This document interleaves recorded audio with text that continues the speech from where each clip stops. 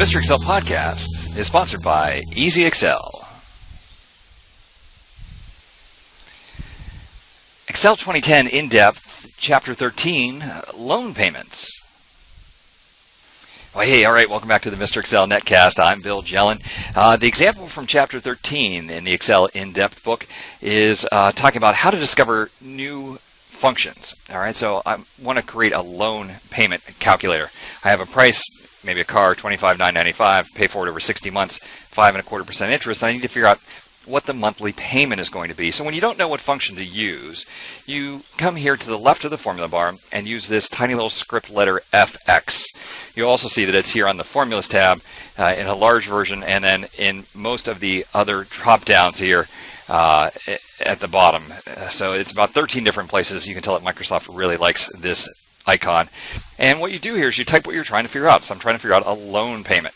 Click Go, and they shortlist the 400 plus functions down to just the functions related to loan payments. Now in this case, the first one, PMT, calculates the payment for a loan based on constant payments and a constant interest rate. That's the one that I want.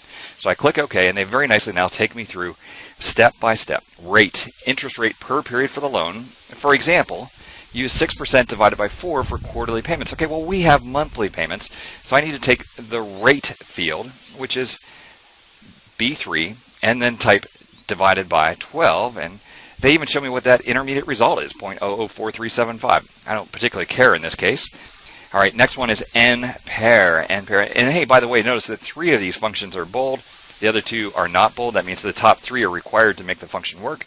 The other 2 have optional information. So N-pair, total number of payments for the loan. Okay, well, that's my term. And then PV, that's the present value. In other words, the price of the car. And since this is money coming out of the bank, we are going to type a minus sign and then click on the price of the car. If you didn't do that, the payment would show up as minus, negative, as in it's money leaving your wallet. Okay, so as soon as we get those bold arguments done, we have an answer here, 493.